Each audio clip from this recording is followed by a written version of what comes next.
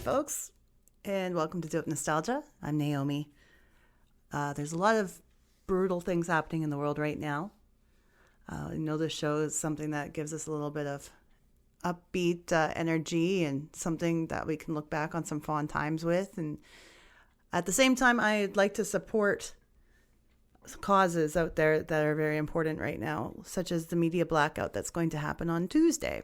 A lot of music media will not be publishing on Tuesday in support of what's going on with George Floyd and the police brutality that's happened in the U.S. and all the sad. It's a sad time right now, and we need to learn how to not just talk and wish condolences and whatnot, but actually do something to make a change. It's very important. I can always say that I feel bad about it and then just get off my soapbox. But I think it's time we learn and start asking our community, how do we do something to make a difference? Now, I know I'm in Canada. I know it's a bit different here, but racism exists everywhere. And it's a good, important time to look within and see what we can do to make change. So we'll be participating in that. Usually the Dope Nostalgia podcast is released on Thursdays to the general public. Tuesdays on Patreon for our subscribers. And because of the blackout on Tuesday, I'm going to release it on Monday instead. There was a couple of Twitter polls that we had posted. I did not talk about the MC Hammer poll last episode. Went right over my head. I wanted to tell you guys the results of those polls. I asked you, what is the best MC Hammer song from a list of 4? And I don't include the big smash hit. I don't put You Can't Touch Us in there. I make you dig a little bit, think a little bit deeper. Your options were, well, I'll just tell you how it went down with all the votes. Yo Sweetness was on the list and didn't get a single vote. Pumps in the Bump, hey, same thing, 0 votes. 40% of the vote went to Have You Seen Her, which is such a beautiful little ballad. I love that tune. And the number one choice for best MC Hammer song went to Too Legit to Quit. I'm happy with those choices. That was good. Then we had another Twitter poll when we had Madonna's backup singer Donna DeLory on the show. I asked you, which Madonna world tour was the greatest? Well, once again, 4 options. Who's That Girl tour didn't get a vote. The Girly Show didn't get a vote. Coming in with 25% of the vote was the Blonde Ambition tour. I'm surprised this one wasn't number 1. The Blonde Ambition tour was probably the most well known. But that's okay, because number 1 comes in as the Drowned World tour. I believe that was supporting the Ray of Light album, if I'm correct. But thank you for voting in our Twitter poll. We'll have a new one every week. This week we're going to be asking you, what's the best Tevin Campbell song? All right, so you can go to our Twitter at Nostalgia Dope, and that's where you can follow us and you can vote in our next poll. I want to give a shout out to one of our followers on Patreon. Actually, 2. We have 2 followers on Patreon right now. As it's just a new thing and a new concept. Patreon is a way that you can listen to the podcast early every week. You also get to see all the bonus material that we record for it. See, when I say see, it's because there's video content online as well from Patreon subscribers only. You get to see some of the interviews that happen for the show, not just get the ear candy. So check out our Patreon. It's patreon.com/dope nostalgia and become a subscriber. It's really, really, really cheap. Very affordable. I also want to plug our YouTube channel, youtube.com/dope nostalgia, where you can see our playlists of all the artists that we've had on the show. There's episodes on there as well and more fun stuff. Oh, it just keeps getting better. All right. This week we spoke with a buddy from the U.S. there, Anthony. He came on the show with me to talk about the career of young, talented Tevin Campbell, who was on fire in his career during the 90s. Such a big story with this guy. It was wonderful. Anyways, we talk about Tevin. We couldn't get Tevin on the show. That could always change. I can keep asking. I don't like to be a pain in the ass to the stars, but I like to ask and see if I can try to find them. Sometimes there's not even a way to get a hold of them. But if anyone knows, we'd love to have Tevin on the show. Here you go. Let's talk about Tevin. Wikipedia moment. Tevin Campbell is an American singer, songwriter, and actor. Born in Waxahachie, Texas, he performed gospel in his local church from an early age. Following an audition for jazz musician Bobby Humphrey in 1988, Campbell was signed to Warner Brothers Records. In 1989, Campbell collaborated with Quincy Jones, performing lead vocals for Tomorrow on Jones's album Back on the Block, and released his platinum-selling debut album Tevin. The album included his highest-charting single to date, Tell Me What You Want Me to Do, peaking at number 6 on the Billboard Hot 100. The debut album also included the singles Alone With You and Goodbye. His double platinum-selling second album, I'm Ready, released in 1993, included 2 high-charting songs penned by Babyface. Can We Talk peaked at number 9 on the Hot 100, and number 1 on the Billboard R&B charts. And the album's title track, I'm Ready, which also peaked at number 9 on the Hot 100. In 1996, Campbell released his third album, Back to the World, which was not as commercially or critically successful as his first 2 releases. His fourth and most recent album, Tevin Campbell, was released in 1999, but performed poorly on Billboard's album charts.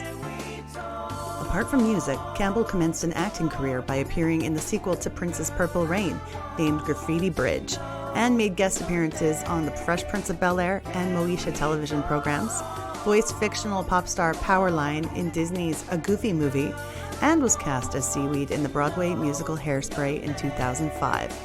Campbell has earned 5 Grammy Award nominations and has certified sales of 4.5 million records in the United States, according to the Recording Industry Association of America.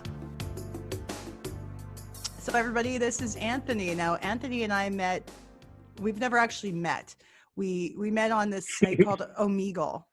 I think it was Omegle that day, wasn't it? No, it was chat roulette. I think it was chat roulette. See how drunk I was? I didn't know which one it was. But, you know, in the time of quarantine, I was just having some drinks and I was like, everybody else went to bed. So I got bored and I wanted to just chat with new and interesting people. And I found you among the sea of penises. Yes, there was a lot of penises. I mean, pretty much like 90% men and like, what, 10%, not even 10% women. And I don't know what the other percentage is to make up the rest of the video that they put on there. Mm-hmm. It's not usually a safe place for children. I'll just say that. Mm-hmm. So I found you and we started having this conversation about different music. I remember. Now, I don't know if I can't remember if you had anything to drink that day or if it was just me. Water. Okay. You were just naturally fun. This is my personality right here. Yeah. So I mentioned to you that I was doing this podcast and I said, you should come on and be a guest with me and we can have a chat about somebody that you want to talk about.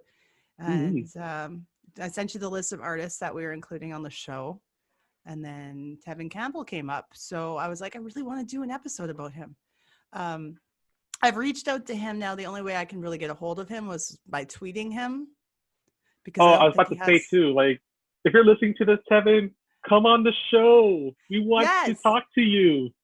We really want Tevin on the show. So maybe I'll get the word out there. Even if he sees that we've done an episode about him already, he's still welcome to come on the show. That's just how it is. It's very, very open. We do whatever I feel like doing. Especially if you have a rare experience to talk to a major artist like that. Like, definitely.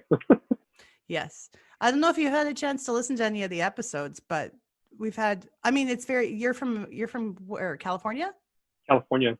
That's right. So if you had a chance to see the episodes that we've had so far, it's been about 50-50 between Canadians and Americans so far. I tried listening to it, but I kept on getting distracted by work and casual life. And life. But yeah, like the artists we've covered so far, there's a lot of Canadian ones that you might not know of, but likely. But there's also, I've had quite a few Americans I've talked to as well, which has been really nice. So yeah, we'll see if we can get Tevin on one day. Now, tell me about how you discovered Tevin Campbell. Yeah, I was in high school. I was not high school. I was actually in junior high, I think. 13 years old when that album came out. And I remember hearing it on the radio the song "I'm Ready," and the the hook, like the music and the hook that they have for it was really inspiring. Like it really caught my attention. So I found this one jukebox at this restaurant, and I would always pump quarters to it to replay the song over and over again if I could find it. And and my parents were like, "Why do you keep playing that song?" I'm like, "It's awesome! Like listen to how he just harmonizes himself during the chorus. I mean, I love it."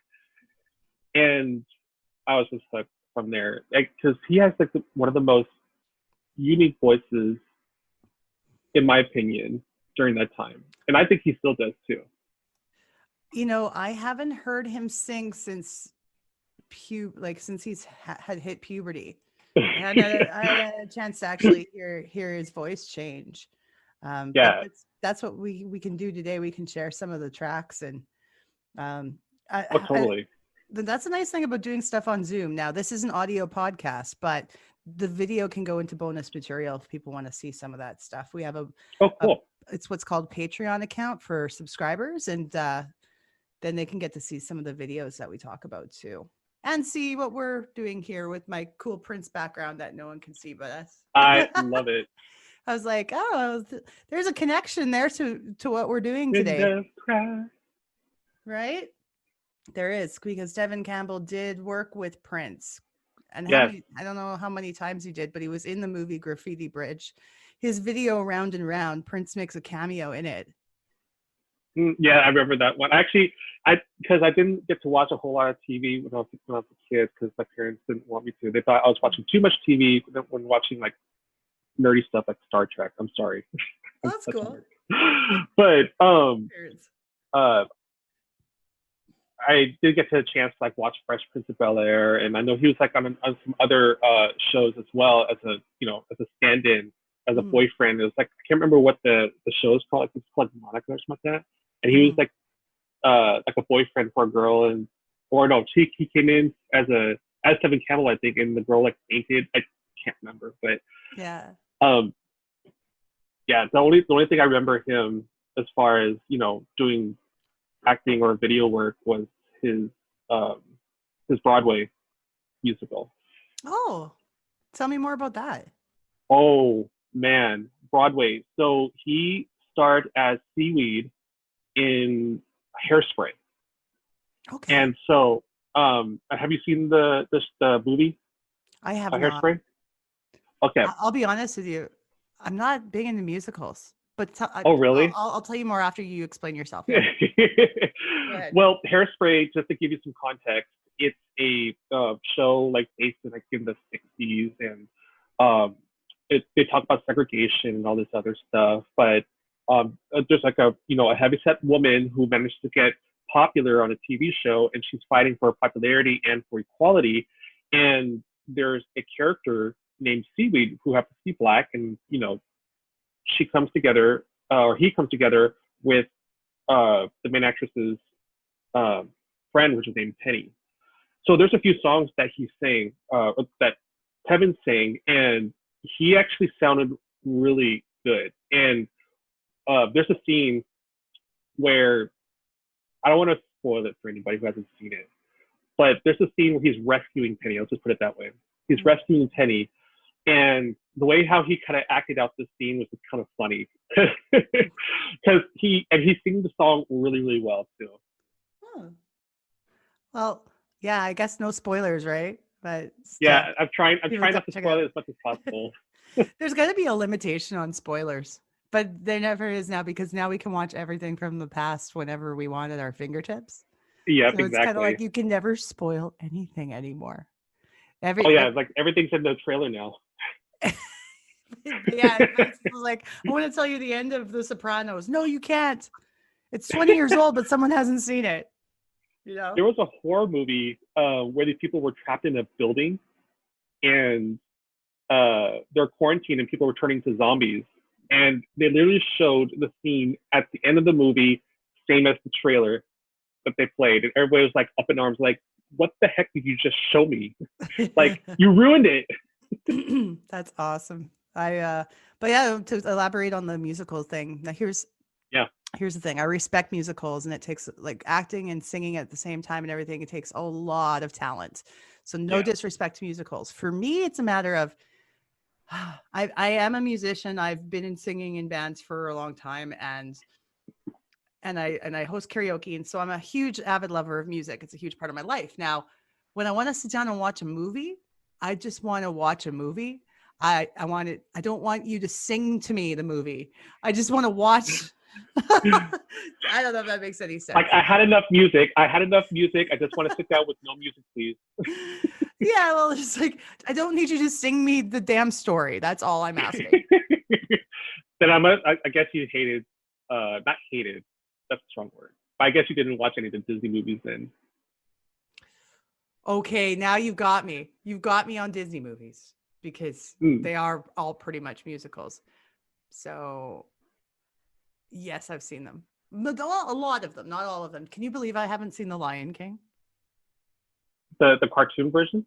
Yeah, the original. Oh, wow. That's I mean, like, I knew the songs. I knew all of the Elton John songs from it. We even sang them in choir in school and everything. oh, wow. That's awesome. I mean, yeah, you have to watch it. It's a really good story.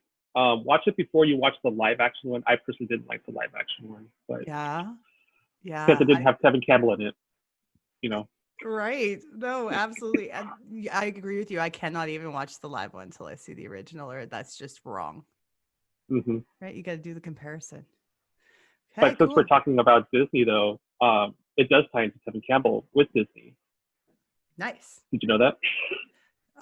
I think I skimmed over that, but I'm trying to see. Oh, a It was a Goofy Goofy movie. movie. Yes, Ah! he played as Powerline, the musician is in the movie, and so the son, I forgot the son's name, and Goofy, uh, their relationship is kind of not tearing apart. It's just that his son's turning into a teenager and wants to go with girls and things like that. And Goofy felt that he needed to reconnect with his son. Well, it turned into a two-part story because the son made a lie that he's going to go to the Powerline concert, and Goofy wants just to take him around the world, around the country. Mhm. And so you hear a couple songs uh, from Tevin Campbell or Powerline, and they're really, really cool. Like, Ah. they're really good for, especially for being a cartoon. And I can't remember what year that actually came out. So um, Let me I click know on I it. know it was before 2000. 1995. 19, Ooh, right, there we right go. So we're smack in the dab in the zone. middle. We're in the zone. Hmm. But yeah, like uh, I used to. Where actually my sister wanted to sing, or not sing, but dance to that. I was like, I want to help you dance, and that was a good That's one. fantastic. Like I heard of the Goofy movie, but I never watched it. But at the time, like in 95, I was 16 or 17. So I was kind of like not interested in that kind of thing anymore. Yeah. I was I'm done with too busy. cartoons. I was too busy being this cool teenager, or I thought whatever I thought I I need was. people to like me. I need people to like me. It's so silly. It's so silly. So, but yeah, so Tevin started back. He was born in 76 and he's from Dallas, Texas, basically, a small town. Wow. Waxahachie, I think. Waxahachie, Texas is where he was born. Started performing gospel early on. And then he had an audition Hmm. for a jazz musician by the name of Bobby Humphrey, who Hmm. immediately took interest in him Yep. and obviously was very connected because he got Tevin signed to Warner Brothers Records. Hmm. And even Tevin, I'm not sure if this came before or after, most likely after signing up with that. Like, he met up with bigger stars from there because he really wanted it. Michael Jackson happens to be one of them. And Mm. he flew his family to Neverland Ranch, his entire family. Oh, I bet he did. And yeah, I mean, Michael Jackson was making like money. Yeah, yeah. Once you got Mike back And then, you had MJ on your side. You were good to go. oh yeah, pretty much like pay my bills, please. Hmm. Um, but yeah, and I think he was really captivated by the voice because Michael Jackson had the high voice, and so does Tevin Campbell because his range is so super high, it's ridiculous. Yeah. And then you had the big guy that really kind of launched it, which was Quincy Jones. Quincy Jones, the legend. Mm-hmm. The Yeah. love. person. He makes songs that make babies. I'm telling you right now. He does. He's a legendary guy. And a lot of people don't know he's actually Rashida Jones's, the actress's father. No, I didn't know that. Yeah. The more you Actually, know. oh shoot, I'm gonna have to do Yeah. some Google searching. It's true. True. So, Quincy. Now we're talking about Tevin Campbell. When this is all going on, he is super young. He's what, like 12 Hmm. years old? Yeah, super freaking young, and To have a voice like um, that. Wow. yeah, he had. It was such a not a mature voice, but it was just mature in terms of the quality of singing, you know. And at the time, it was really kind of hard to find because obviously we didn't have YouTube, right, Hmm. and social media, so it was a lot harder to be recognized. And I remember seeing a couple of his performances on YouTube, obviously, and it just kind of seemed a little corny to me, having to sing his songs and trying to dance at the same time. Hmm. He's not a good dancer, at least in my opinion. I'm like, You stick to can't singing, have it please. all, right? Yeah. Yeah, exactly. You can't have it all. Even his music videos were kind of like, do something else. Is Like it awkward to watch? it's kind of well, at least the upbeat songs were a little bit awkward because he needs to dance, and you have the dancers who are more experienced with him, and he just kind of looks like he's trying to catch up a little bit. Yeah. Okay. Maybe he's safe for just pulling a move here or there, not following all the choreography is probably for the best. Yeah. Especially when you're the lead singer, you can get away with that too. Well, I think people won't care. They'll probably just want the voice. I'd rather hear the voice than watch you Me dance. too. I want the voice. I want the voice, yes.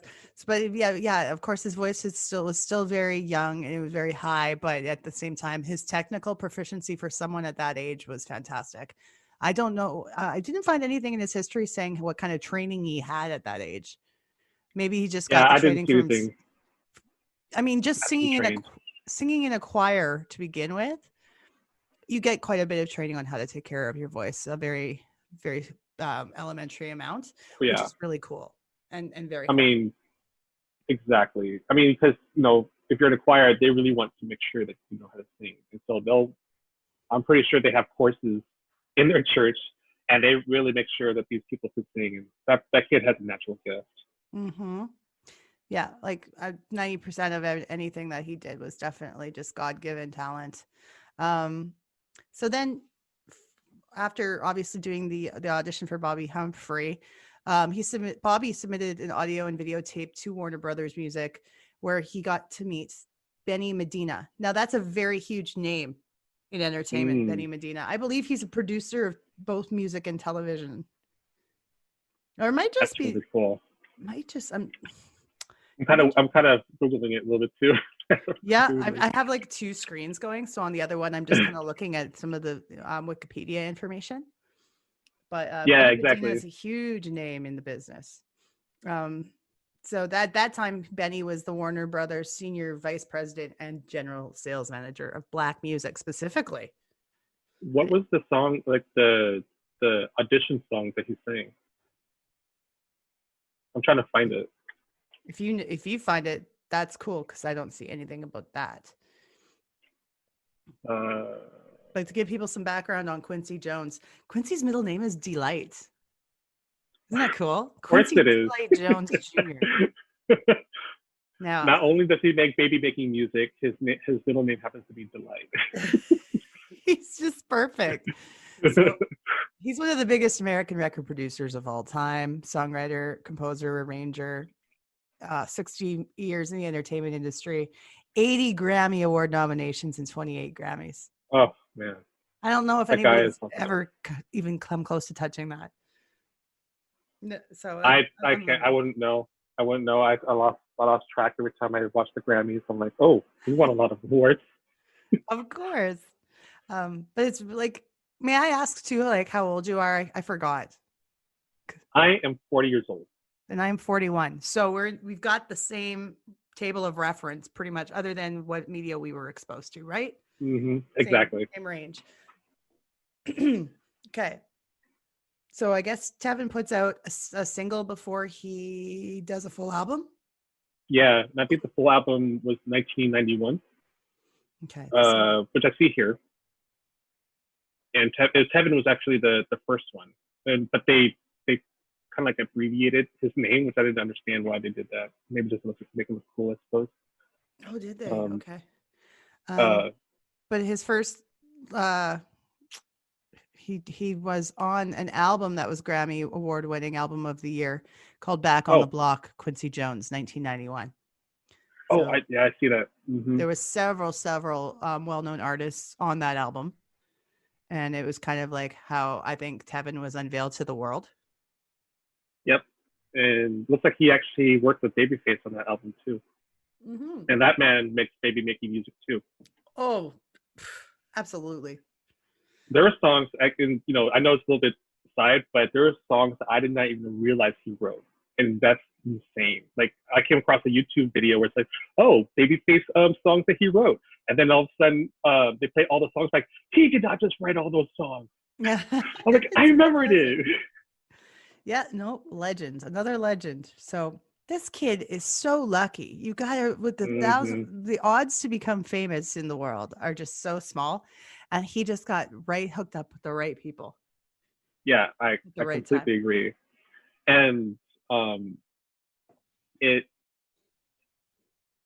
I don't know how to explain it. It's just that, I mean, the quality of his voice, because it's kind of weird how I say it. Like his voice is like an alien, right? Because it's so different from everybody else. And when I say alien, because he has that high range and mad skills in terms of like doing the ad libs in all the songs, and he just rocked it, and that's why I love it.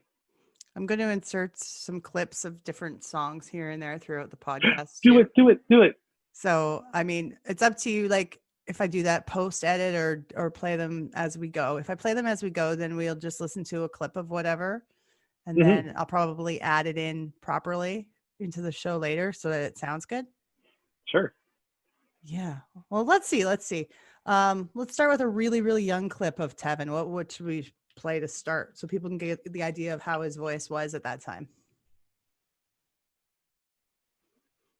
I don't think I've ever heard Round and Round. Do I remember that song? Round and Round is the only song of his I know, like right off the bat when I hear it.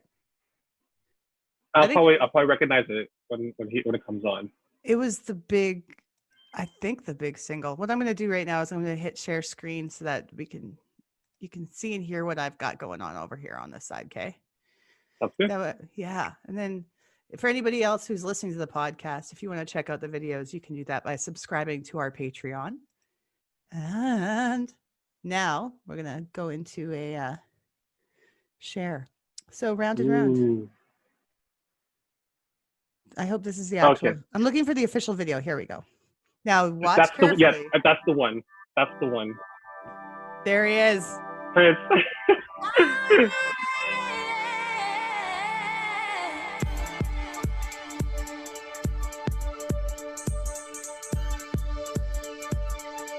That look on Prince's face. I know.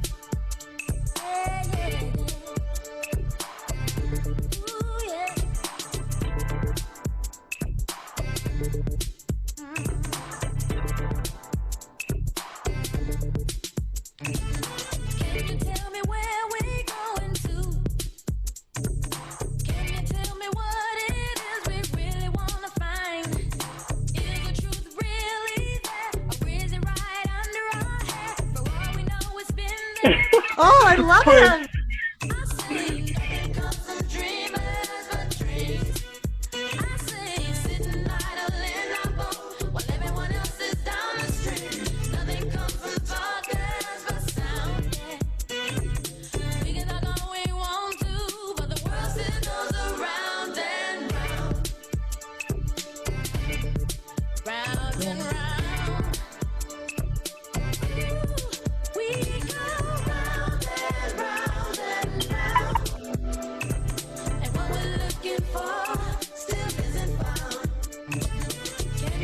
So basically, Prince's role in this video is to look at a young protege and be like, "Go on, boy, be your bad self." And but if you play that back in this day, you show it to somebody who has never seen Tevin Campbell. Like the look on his face was kind of a little bit strange for me. Like he just kept on watching him. And I get it. That's how he acts, like Prince. Yeah. But Yeah, I wasn't really. I mean, I've heard that song before, and the hook is really nice, but I didn't really fall in love with that particular song. And I don't know, that's just me. I did. I think the verse is stronger than the chorus, which You think is so? not usually. That's just yeah. I I prefer like the I I like the prefer chorus. I prefer the verse myself. That's funny. It's cool because it's good to each have your own idea of what works for that song. But so that was the first hit, solo hit, charted number 3 on the R&B chart, Billboard R&B, and the Billboard Hot 100. It made its number 12. That was produced by Wow. Prince and also featured in Graffiti Bridge. Now, how do you? Here's once again going back to how lucky this kid is. I wonder where the bridge was between Quincy Jones working with him and then Prince coming along. Oh, Like, I were wouldn't Quincy know. and Prince Like associated? That's what I like if don't know. you mean like if they work together or they just kind of. Maybe Prince just saw him in Quincy's thing and said, "Hey, kid, come hang. I want to do this song with you," or you know what I mean? Yeah, and I remember reading that because Prince did produce or help produce a song, and I think that what happened was, I can't remember where I read this, but what happened was that Prince helped write the song for Tevin, but it might have been too risque because that was Prince's way of of writing music. So they had Yes. to dial it back for Tevin, and I can't remember what the name of that song was. And I actually had it in my notes, and I actually undid it when I was trying to add some additional notes for some reason. So I'm Oh, trying to that's look okay. for it. Yeah.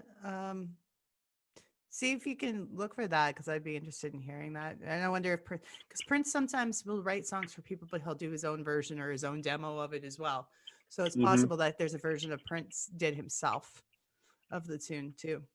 Um, so yeah, that was really That's cool. still round and round. I think Okay. that's the one. I think. And The very oh, next actually, I'm sorry. Go ahead. no, we'll continue on the train you're on there. Well, it's actually kind of jumping too far ahead, but I found the song, and we'll eventually get to it. Okay, cool. Yeah, I'm going to still kind of go down the timeline then. Because like Yeah. a year later, he made a guest appearance on The Fresh Prince of Bel-Air, Hmm. playing Little T, who was a The fictional celebrity pop crush. idol Yeah. Hmm. that Ashley was in love with. So Actually, said it was Monica for some reason. I don't know why, but the Ashley's name was Monica on the show? no, I don't know why. I wrote down Monica and that he was a celebrity crush and stuff like that. But I don't know where I got that because I was, as I was doing my research, it might have been the article that I pulled it from, and they probably said it in a different way. But I'm totally wrong. Oh, it's But okay. That's the one I remember reading about was that he was on a show where he played as a celebrity as himself, and um, you know the girl, the birthday girl, kind of like fainted at that point. This is something he has in common with Tommy Page because Tommy Page did the same kind of thing on Full House. But Tommy Page God. was playing himself. But he came on there to sing to Stephanie on her birthday. It was the Oh. same kind of idea, and it's a way for whoever's record company is trying to break a new artist to get them on a Mm-hmm. show and get them. Get them that exposure. I mean, I talked to Mark Calderon from Color Me Bad. Oh, really? Yeah, it's episode 3. Actually, I think I started with that one. As a matter Mhm. of fact, I'm sorry, I just kind of blew my mind here. I'm sitting in super heated house right now, I and bet. my air conditioner is working in double time, and I'm still hot. I don't even know what that's like. I live in Canada. Jeez. No, just kidding. Uh, they It's might as well nice build my city in the freaking sun. here. So Mark said that like that's the thing too. Like Color Me Bad was booked and appeared on Beverly Hills 90210. And as soon Ooh. as they did that, the day after that episode aired, he said they sold 1.2 million records the next day. The Oh most they had ever the it's most like they'd ever sold. And it just that's blew. incredible. So from that being said and that happening, that is just probably something record companies want to do is Did get he that new. perform on the show? I think they did perform on the show. I have to look back at that and actually watch it again. And I would have to look at the clip that they had for Fresh Prince of Bel-Air. So I saw some episodes. I never knew that he was actually on. I can play. Well, let me see if I can play the clip. Yeah. Let's see. That would be pretty cool. How about this? Yes. Little T sings happy birthday to Ashley. Little T. Oh, or there's two clips. The other one is he asks Ashley on a date. Yeah. I don't remember that episode because I've never seen it. I just remember reading about this, and this is like I'm super excited right now. I didn't know he was on TV. Here's the clip of to you. Happy birthday, dear Ashley. Happy birthday to you.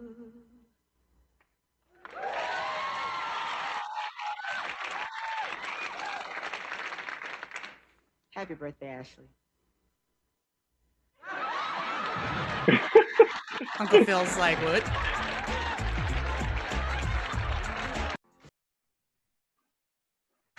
So, guys, she just falls backwards and faints. Her face the whole time is just like blank slate. Yeah. I just like how he just stands there. It's like, okay, what's next? I'm trying to turn that down a bit. Yeah, that seems to be the way to do it. You get on the show and you sing someone happy birthday and your career takes off.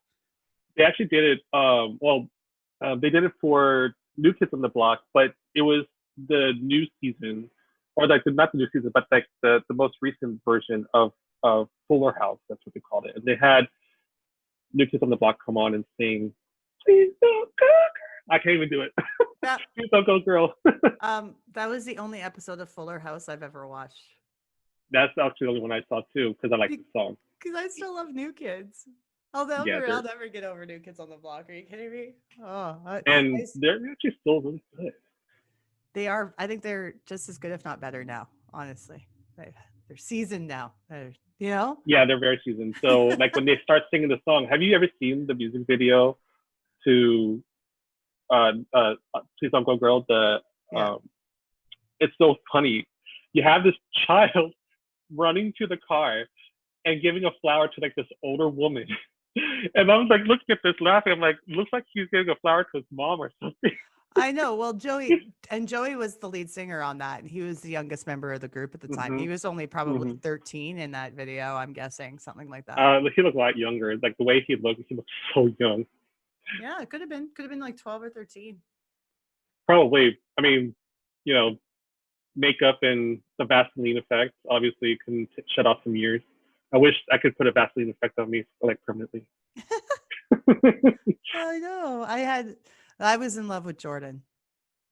Jordan was my major, massive, huge crush. All of his posters everywhere in my room. I had the doll. I had pillows. I had all of it that I could get my mom to buy for me. I would do. Yeah, I mean, I actually didn't have much of a favorite. Because at the time I didn't really. That's not when I started looking at guys yet. But there was one guy who was like a tall blonde one, I think. And I forgot his name. Shoot. But he was the one that caught my eye in terms of like his dance moves, stuff like that, and his singing. And is he obscure? My cousin. Like he's not doing it now. I don't know if he's doing it now or not. I'm trying to find out who that guy is. I have one in my head right now that I wanted to name. Could it have been Jeremy Jordan? Jeremy. Now there's two Jeremy Jordans. There's the 90s pop star, super blonde, buff Jeremy Jordan. And he sang a girl. Not him. I don't think it's him. Like you. He sang that. Yeah. Song. Yeah. But then there's like a newer Jeremy Jordan that's like a. Wait, why is Mark Wahlberg in the New Kids on the Block? He was in the original. I didn't know this. Yeah, he was in the original group. He never made it to an album or anything. I think he very quickly was out because he wasn't a singer. Oh, right. He's more of a rapper.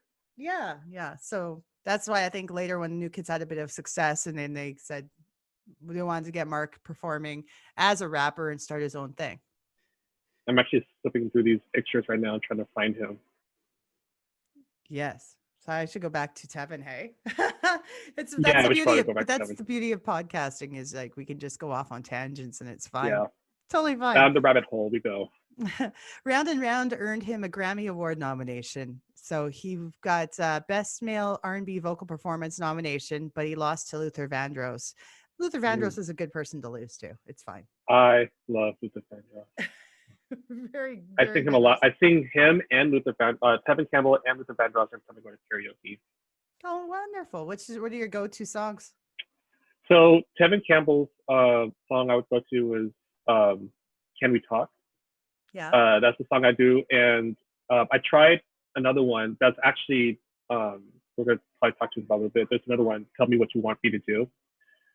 And then with Luther Vandross, gosh, I try to sing all of his songs because they're really good. But one I guess was like Love Won't Let Me Wait. Okay, cool. Like I've only tried a Luther song once at karaoke, and it was Power of Love. That's a good song. Mhm. And the only upbeat song I actually tried by Luther Vandross was, oh shoot, what's the name of that song? 1,000 kisses from you is never too much. Never too much, never too much, Never too much. Yeah, that's the one. Here, let's see this video. Oh, of course, there's an ad in it. Skip. Let's look at this quick. Oh, New York City. Yes.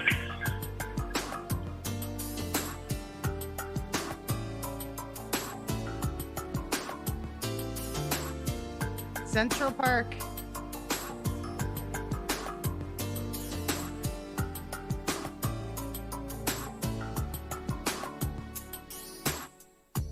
Last night I saw you standing, and I started pretending I knew you, and you knew me too.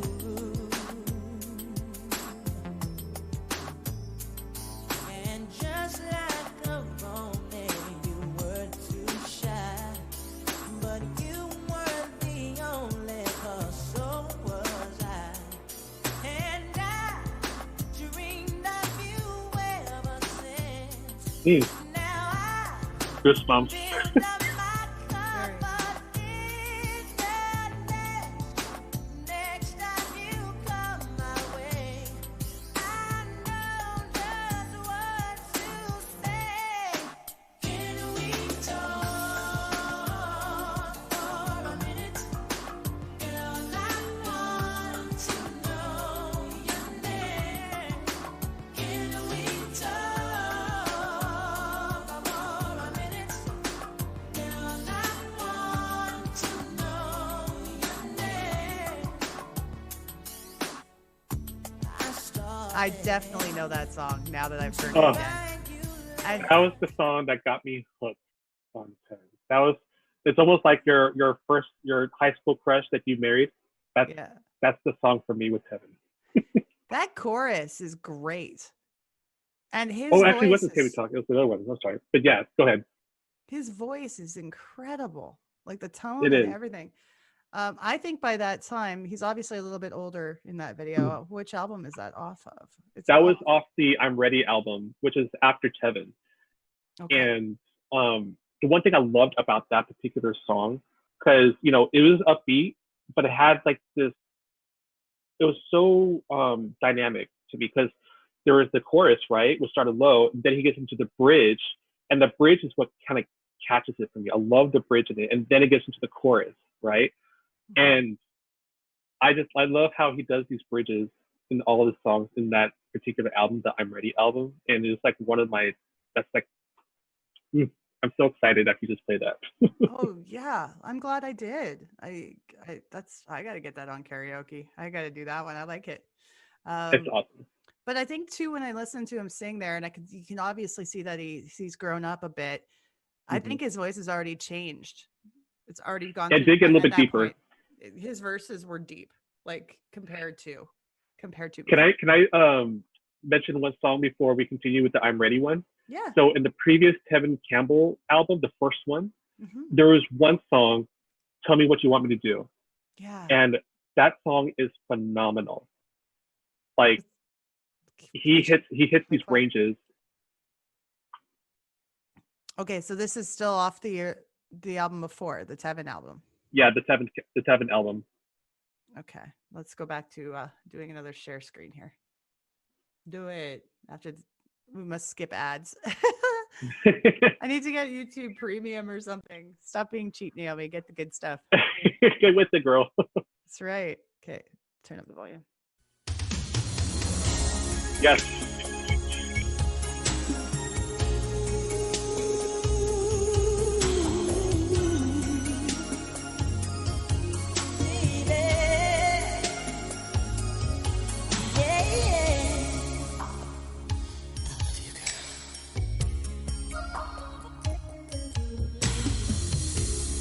Call me up and I came to see you. You say you've been awake all night. It hurts me deep inside when I see you crying. Whatever's wrong, I'll make it right. If you understand how I feel, ooh, you should know that my love is real. Oh, tell me, what do you want me to do? My love is always here for you. So tell me, what do you Oh yeah, I know that song. Yeah, and there is the bridge in the middle where he hits these insane high tunes, and that bridge was so cool. Like it just takes that song to the next level. That's like one of my favorite songs that he sings. Oh yeah, this is a real throwback or flashback Friday for me because it's one of those moments where I was like, the title didn't get me. As soon as I heard it, I'm like, I know exactly. I've heard this. Whew, what a voice. And I love the fashion. And he's wearing these nice tailored suits, but back in the 90s, a tailored suit was extremely baggy. Exactly. Baggy with the shoulder pads and everything. He had that straight T look, you know? Yes. Oh my gosh. Oh, fantastic. Yeah, that's a great track too. $1,000. So 91, 92, that was the album Tevin. Then what else did he do in that time period? He got to work with so many people. Another Grammy. He did. Another Grammy Award nomination for Best Male R&B Vocal Performance that year, but lost to Al Jarreau for Heaven and Earth. Al Jarreau's a really good singer. And he's in good company, really good company. So I'm sure he was okay with the fact that just the nomination is a beautiful thing. I'm Ready, the album that we heard that Can We Talk from. So the kid's growing up. He's got his adult voice happening. Produced by Quincy Jones and Benny Medina. A more mature sounding album to reflect his current state of mind. Makes sense. And that's what every young person who starts young, they progress and you see how they grow through their album. At this point in our conversation, the internet decided to shit the bed. So we ended up reconnecting. And we'll take it from there right after these messages. After these messages, we'll be right back. Yeah.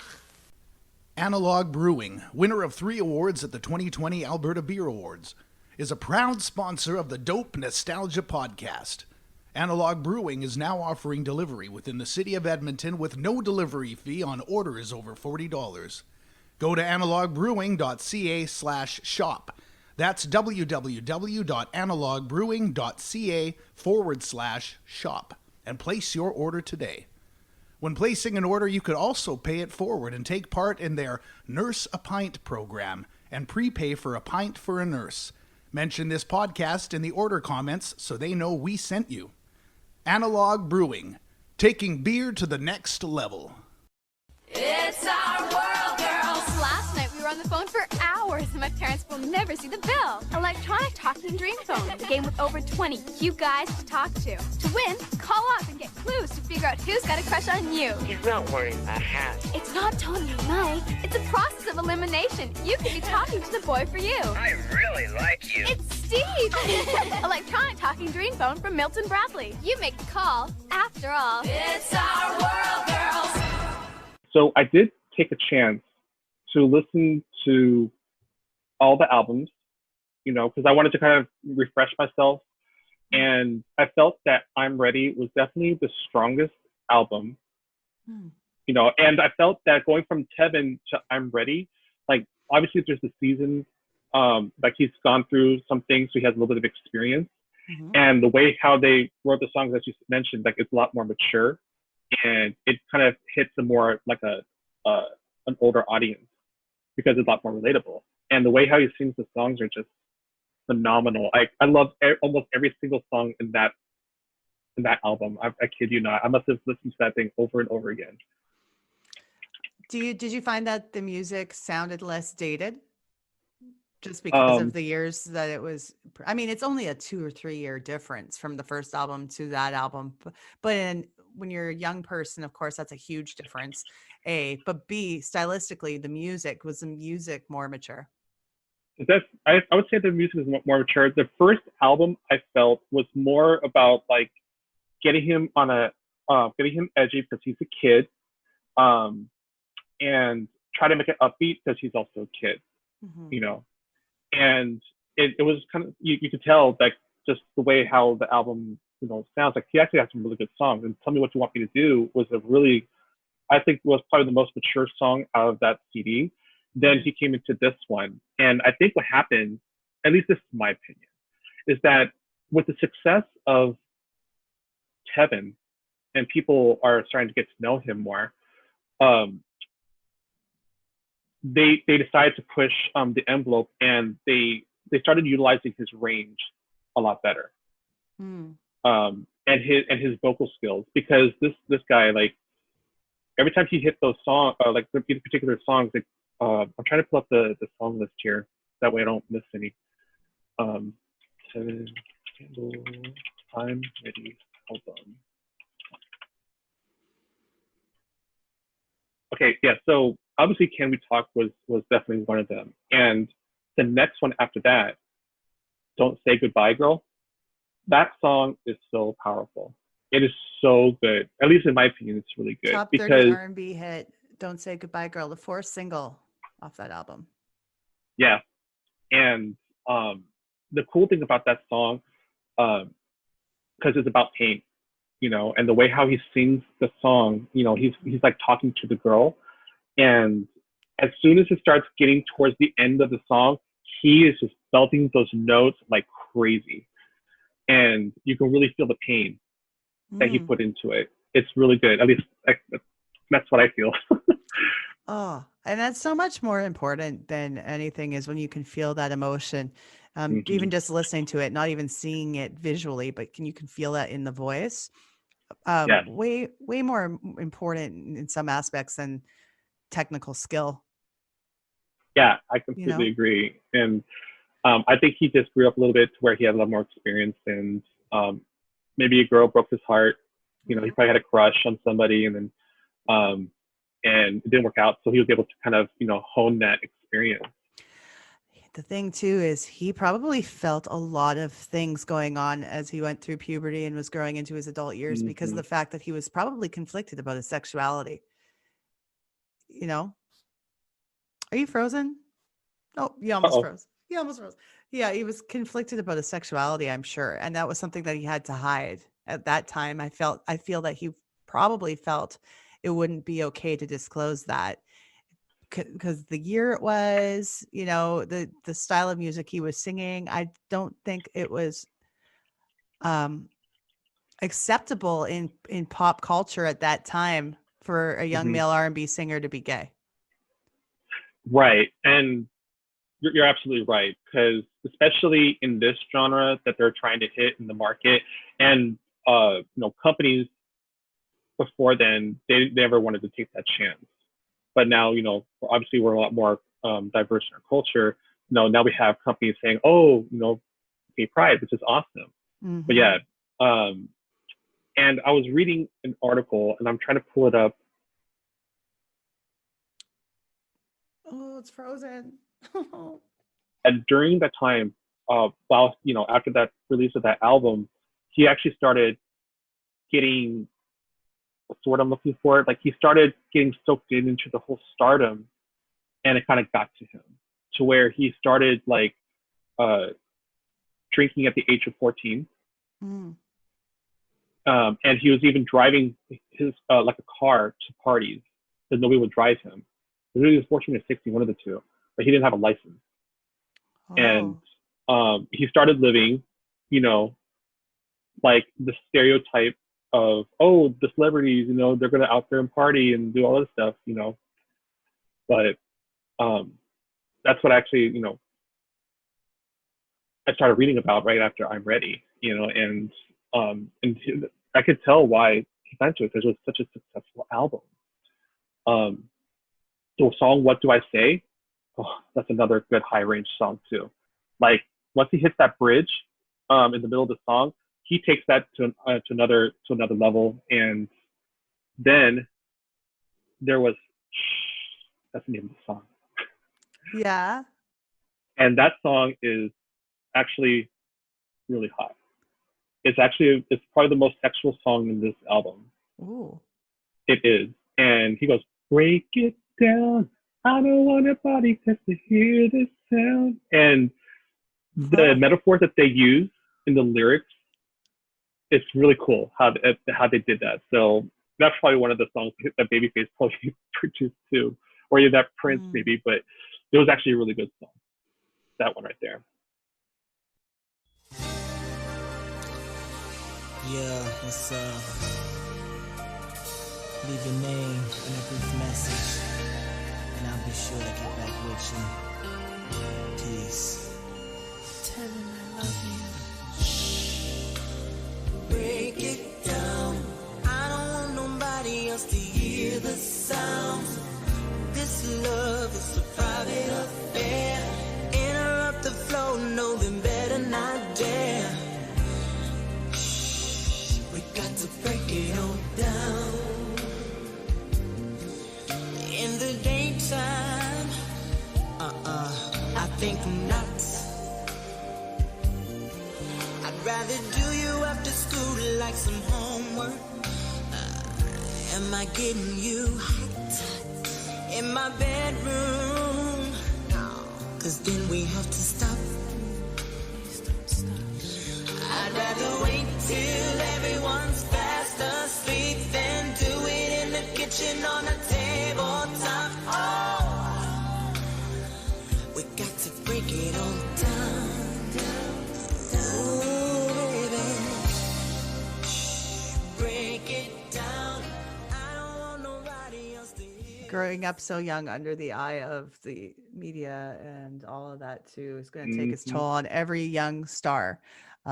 Whether did he weather that attention well, or did he end up going through a trouble phase later on? I think I don't know. I mean, I still believe that because in the beginning, before he did the Tevin Campbell, there were some interviews that I saw, and he was talking about how he wants to be a total star. Like he really actually wanted that. And most celebrities like Whitney Houston, for example, would say like, oh, like they noticed me, so I did it and I did my thing. And she just kind of talk it off and say like, oh, I just wanted to sing. Well, Tevin Campbell was really into becoming a world star, and that's what happened to him. And I don't know, maybe not having a normal child life and being surrounded by nothing but adults, he kind of probably adopted that lifestyle from being around adults instead of kids his age. I haven't read much information about his home life or his family life either. Hopefully, like he had some good grounding. Um, I would probably say no because, like I said, he actually, well, as far as like the earlier years, and that's the thing. I actually couldn't find anything either, and I think they really kept that out of the public eye. Which is a good thing. Yeah, but as soon as he started reaching the teens, which is around this, when I'm Ready dropped, that's when he started, really kind of getting on the wild side, where he started driving with no license at, underage and drinking at underage as well. And um, and he would always wanted to go to the parties and meet people and things like that. But as far as like maybe even the personal life, relationship and stuff like that, like you never see anything about that. Yeah. And um, and I'm pretty sure he kept it very quiet, as we all know. Like right now, he, it's probably jumping forward a little bit here, but he did kind of come out a little bit. He says I don't care if you call me gay, but he just falls in love with it, whatever. So he doesn't want labels, I suppose. But I did read the portion of that interview where they were trying to dig it out of him. Yeah. That's about horrible. his sexuality. I don't remember. I didn't recall how old he was when that interview happened, but that was very recent. He basically said something about he was into some. He's not going to say he's gay, but he was into some kinkier sexual stuff. Yeah. And then the interviewer pushed and asked more questions like with men or with women kind of thing. And they pushed and pushed till they got what they wanted out of him. And then that was kind of his coming out. That was I don't think that's not a fair way. I don't think that was really fair because, coming out, as a gay man, it's really a next step in your like the evolution of your life, because there's awake and then there's awake, Is it like you were awakening to yourself first and then awakening to everyone else? Yes. Like, me as a gay male, I came out to my father, I believe I was 16 years old. And I was really attracted to men. I didn't understand it. And I tried to figure it out. And that's when like Yahoo was around. That's like the only search engine at the time. And I tried, I started looking at, pornography to sort of, see how things were, but I never got attracted to the women, and then I started more with the guys. And so I'd save magazine clippings, and then my father would find them, and I had to tell lies. And that's the problem when you're living, you're living a life where you're acting like you're awake, and that you're just going with everyday life. And so, I had to make up a lie saying, "Oh, and I just want to look like those guys. I want to work out and things like that." Like, made up a lie. Then a couple years later, that's when I kind of just looked at my dad, and we actually have a nice day, and the dad, I'm gay, and my hair started rising a little bit because I didn't know what to do, and I knew at one point it's going to come out, and I didn't, I just didn't want to hide it anymore. And all he says like, "Okay, I love you," and then we just kept on going the day, which is awesome. And it's all about creating that connection, and then he understood why I don't like sports, why I didn't play sports. I was in the marching band playing the clarinet.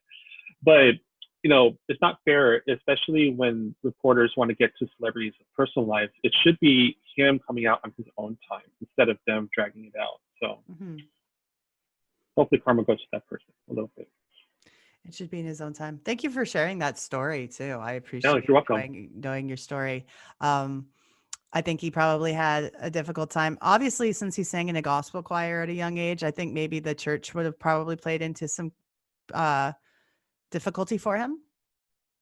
Also, I think if you're raised in a Christian environment, you're told that being gay is wrong. Oh, you mean that way? Yes. Yes. And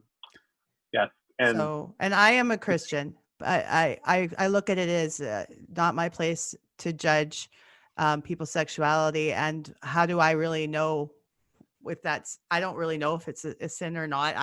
I just, I want people to just be happy. I want my friends to just be my friends and be happy with who they are. That's the way I look at it.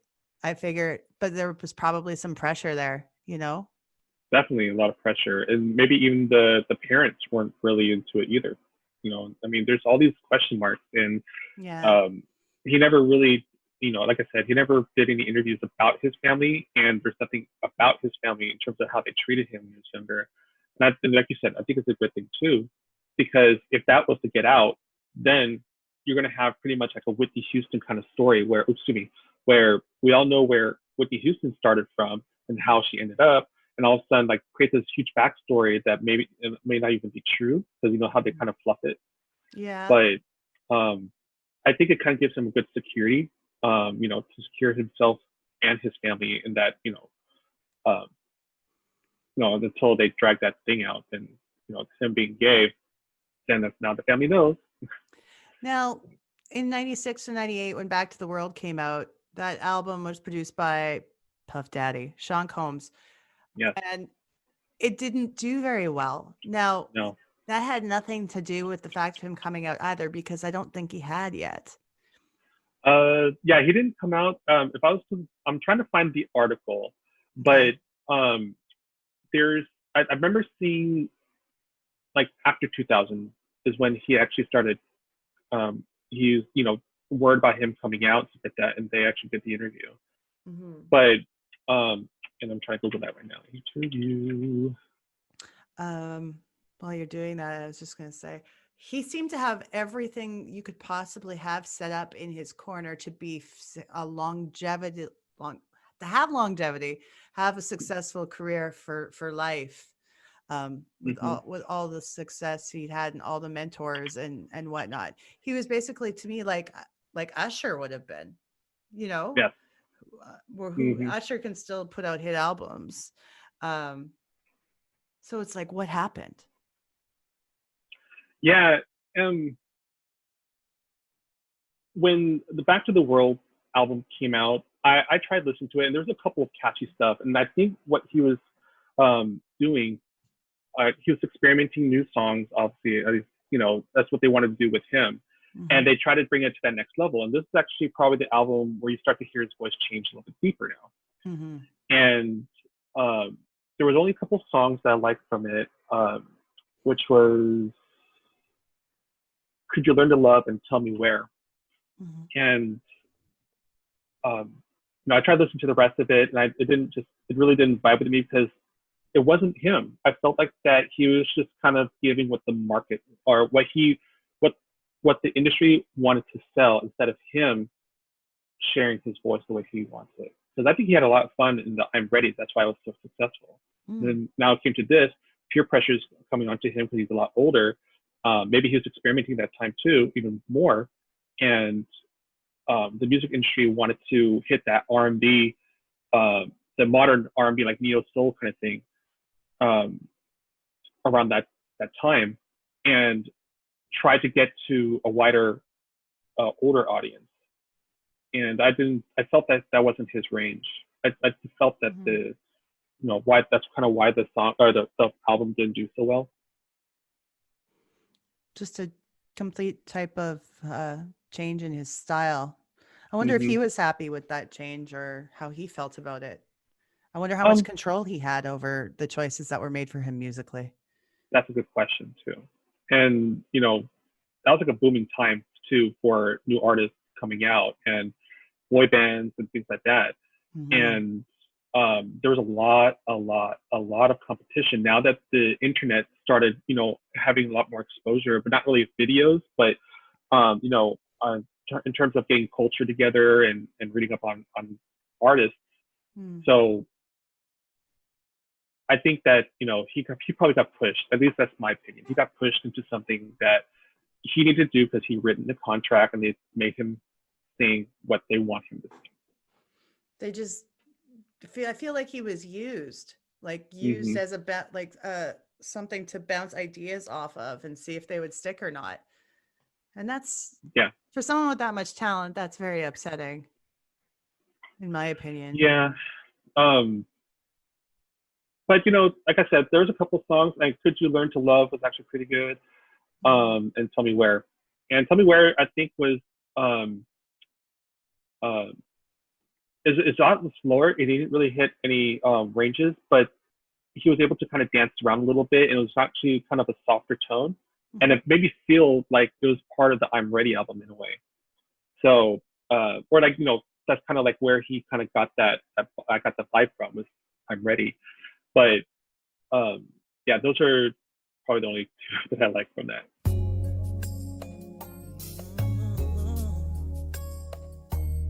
Ooh, baby.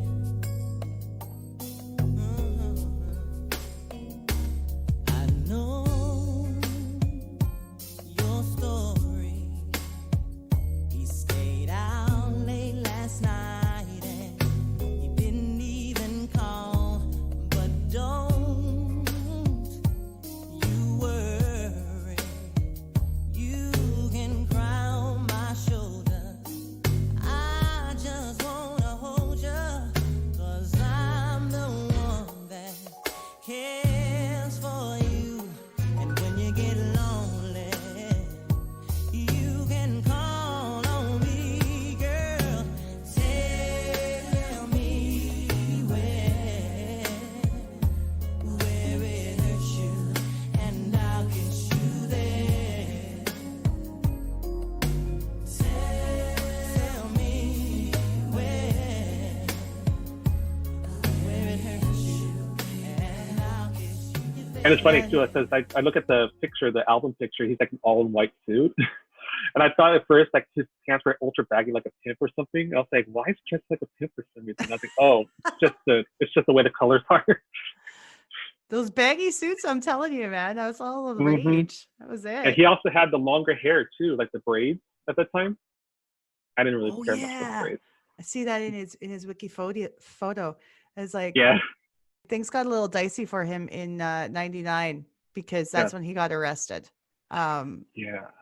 It was for soliciting a lewd act from an undercover police officer at a sting operation. So a sting operation in an elementary school area where they were worried about children, and they because of the cruising and such that was happening around there.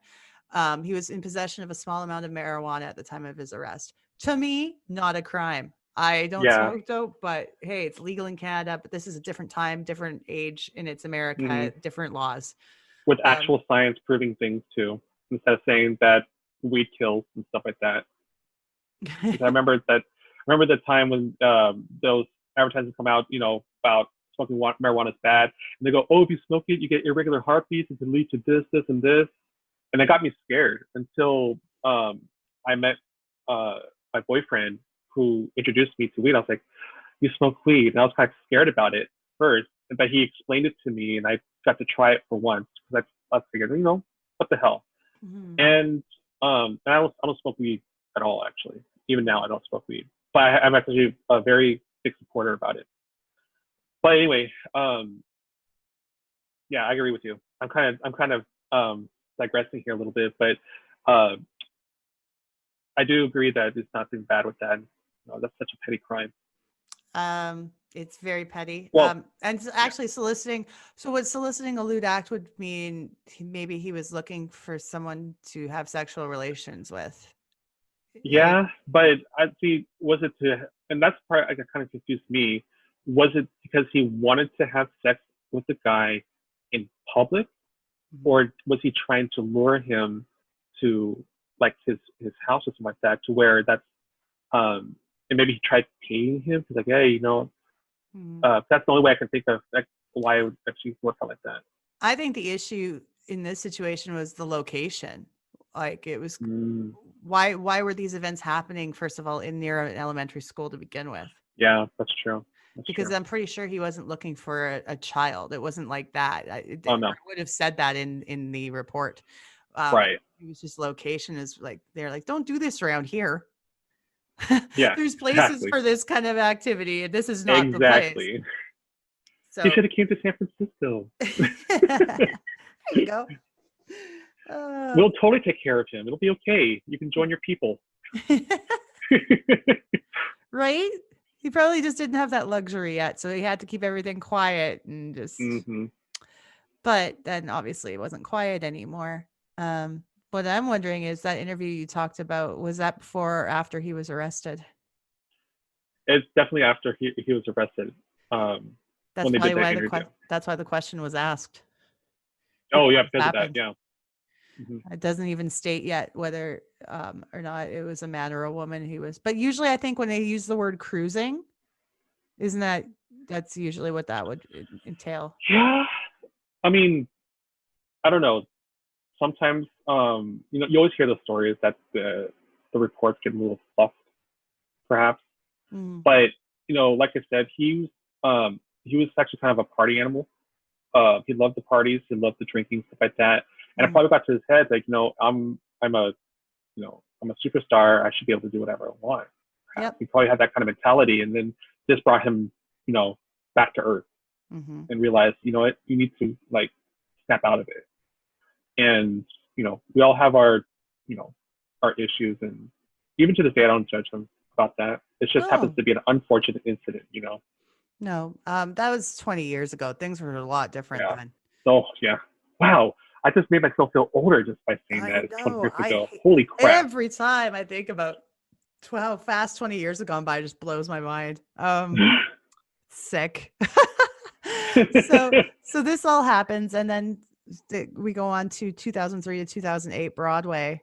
So he'd been on a low profile for a very long time, and then you did the Hairspray musical. Yes, Hairspray. And there's actually a YouTube video of him singing on Hairspray. And it was kind of funny because he actually came out of the theater on the last night they were doing it, and there was only a few people wanting to get his autographs. I'm like, no, it should be a lot more people getting his autograph. That's Tevin Campbell. It's like, But yeah, you he actually did guys. really well. And he went on a touring production too. So he probably did it in New York and then went off to Australia to do the same. I think that's really good for him. I think it kind of got him to a new culture, and probably something he initially wanted to do. No because kidding. Broadway. I think there's way more, and he probably felt way more accepted, and that's a good thing. That's exactly my point. Like there was obviously going to be some gay male men. Mm-hmm. That's a double standard right there. There's definitely gay men in Broadway, and they probably made him feel a lot more comfortable, and he felt that he was, that's what he wanted to do, and so he probably got that role. Oh, that's awesome. I'm just kind of skimming through the rest of the information too. Yeah. But he's gone back into doing music here and there, just like bits of it, and he makes appearances at award shows and different projects, and you'll see him again. His social media presence as of now is I've only been able to find him on Twitter. Yeah, and there's a lot of actually live performances that actually happened recently, the last couple of years, that he sings all of his number one songs, and most of his number one songs were from the I'm Ready album, and one, which is Tell Me What You Want Me to Do. There's a live version that he did, I think it's like 2017, or no, actually a little bit further than that, but it was a very, very subtle way how they did the song. You hear the music, like the piano playing it, and he was singing slow, but you can hear like the experience versus the album version and the live version. Like he really like if you could find that one, that is it's so beautiful how he sings that one, and he dances around on some of the notes stuff, and it was just flawless performance. I was going to say, how is the voice held up? It held up well. Like he sounds just like he did when he was younger.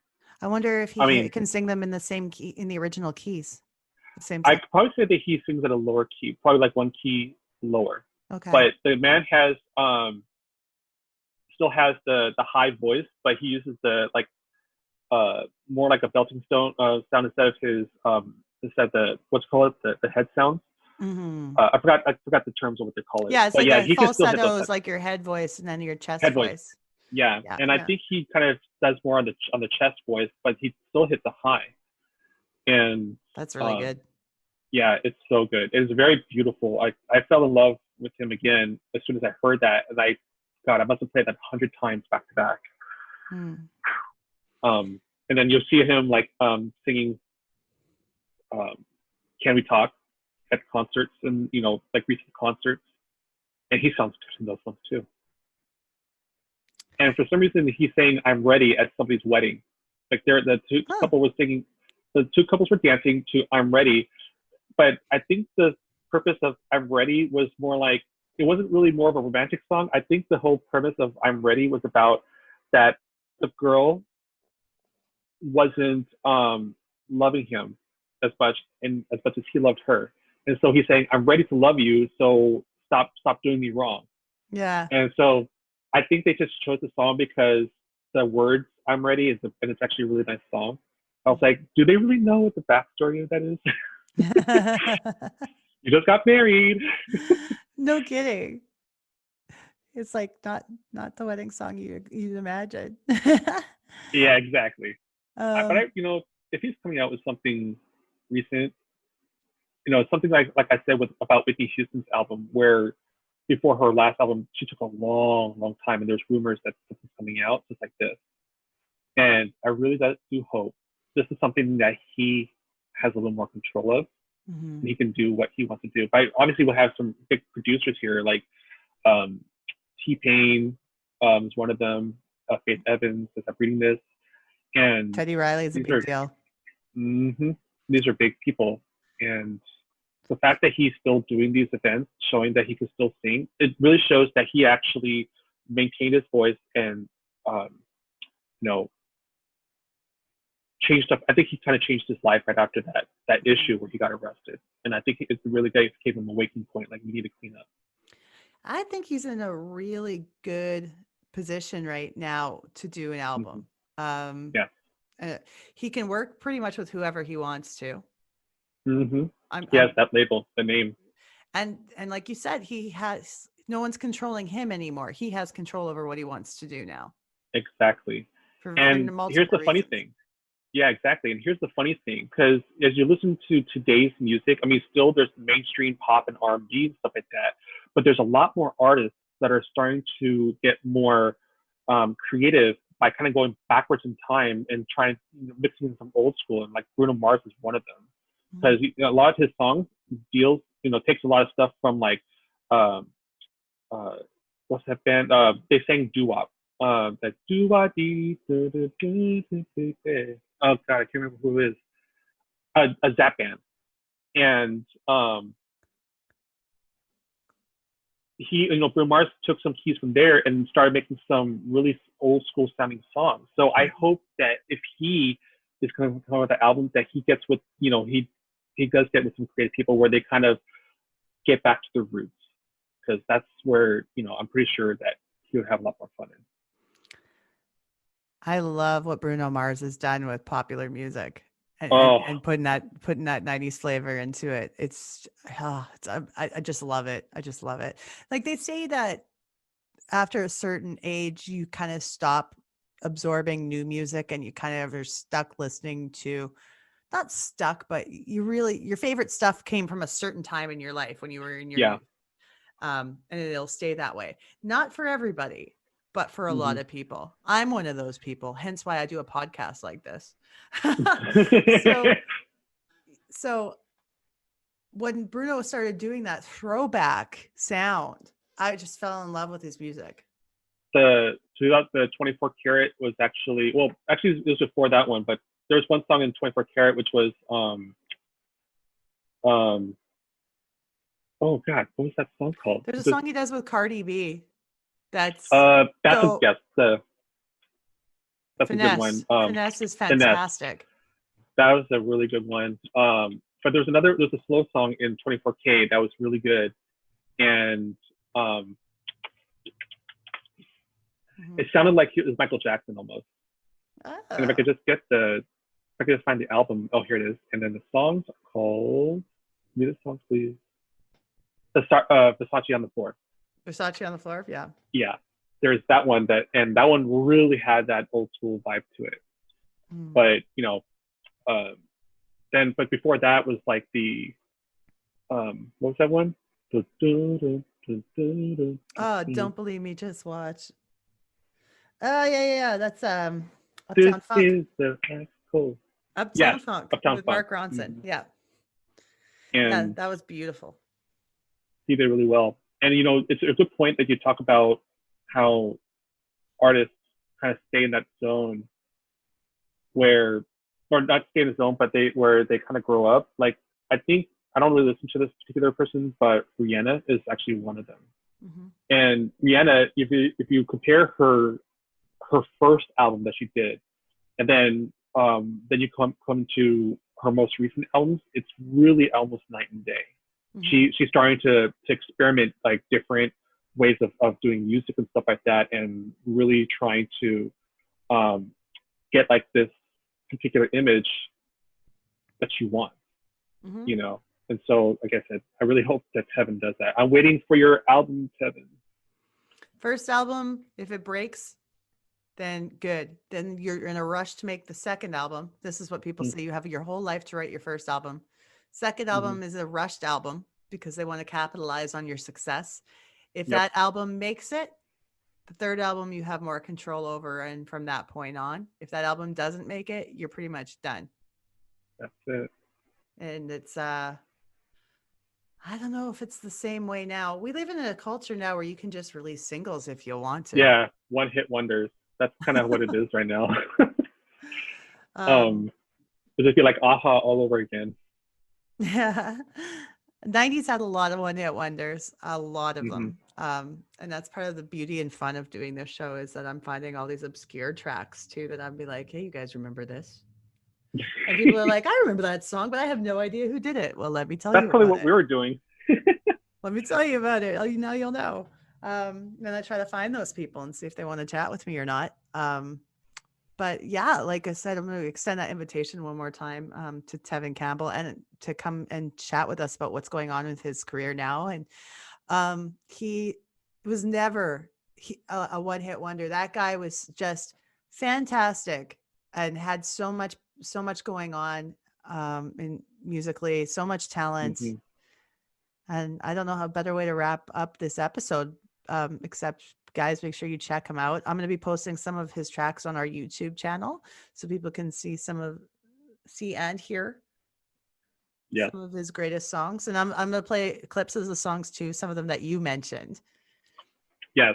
And I just really hope that people who don't know him, accidentally come across his music and they fall in love with him, because really, it's really cool. And if you ever get a chance, also listen to the Goofy Movie versions of his songs. It's so good.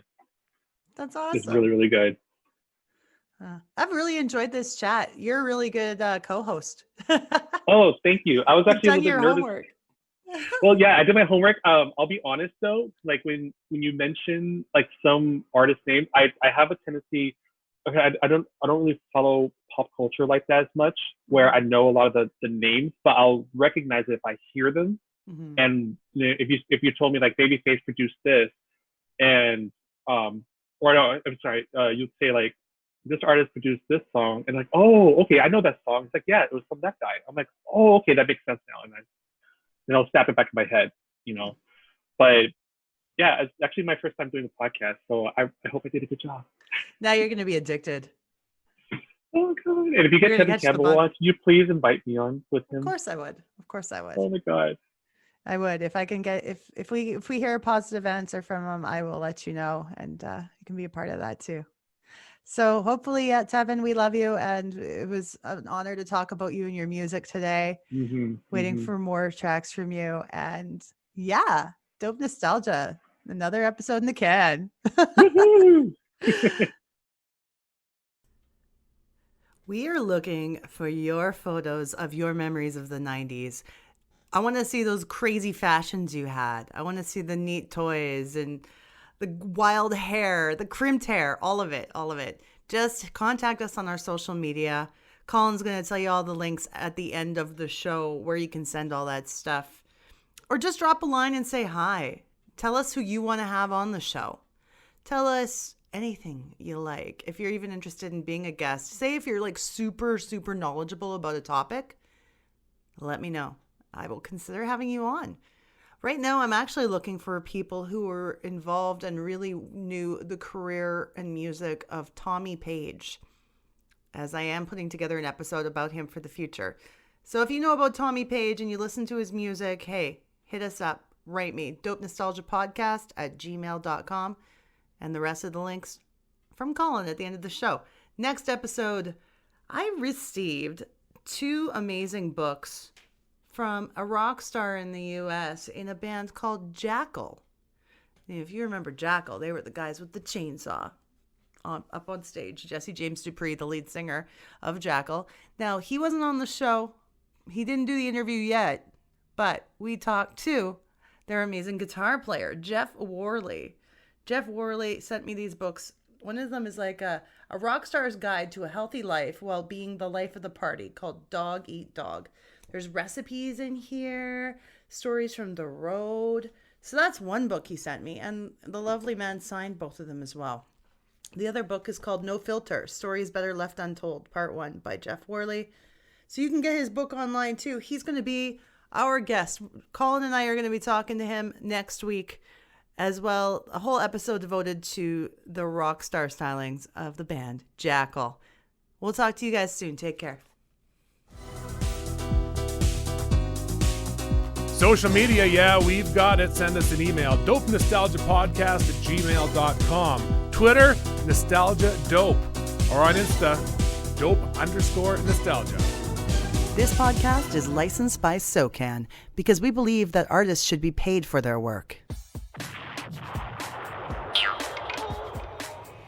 It's a conspiracy.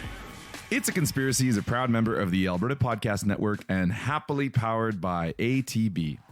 We are a bi-weekly podcast that aims to discuss selected conspiracy theories, alternative accounts, legends, myths, and more without coloring the topic with our conversation, until the very end of the episode. We also feature beer reviews, lame jokes, bad puns, far too many 80s movies references, geek culture, and general nerdery. Our real aim is for fun, inclusive content that doesn't take itself too seriously. You don't have to be blisteringly paranoid of mind control to enjoy a chin wag with your old pals, Greg, Charlie, Andrew, the Irish Madman, and our podcast puppies, Kylo and Ren. It's a Conspiracy is a proud member of the Alberta Podcast Network powered by ATB.